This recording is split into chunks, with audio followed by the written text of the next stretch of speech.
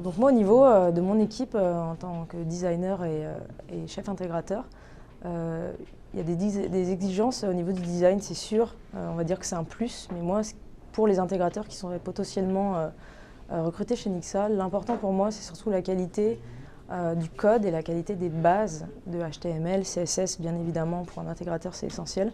Il faut qu'il y ait des bases très très solides à ce niveau-là, parce qu'on a une exigence qui est très élevée chez Nixa au niveau de la qualité des produits qu'on délivre.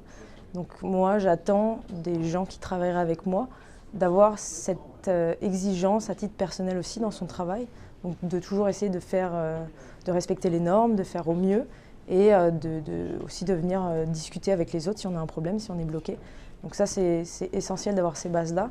Après, il y a des outils qu'on utilise, comme des outils de travail comme SAS, comme Gulp, qui sont des technologies qu'on utilise au quotidien, comme Bootstrap aussi par exemple. Donc ça, c'est des choses qu'il faut vraiment maîtriser. Si elles ne sont pas complètement maîtrisées au moment de l'embauche, ce n'est pas un problème. On peut faire une formation, une petite formation en interne. On attend dans ce cas-là aussi du travail, je dirais en dehors des heures de travail, de la part de l'employé.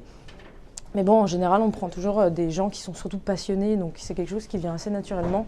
Puis même si quelqu'un ne connaît pas une technologie, bah, c'est pas grave, on l'apprend, on le travaille ensemble, et ça vient toujours assez naturellement. Donc on ne s'est jamais retrouvé avec des gens qui étaient complètement largués ou quoi. Et donc je pense que c'est ça qui est important surtout, c'est la passion et une connaissance technique quand même qui est là sur les outils qu'on utilise au quotidien.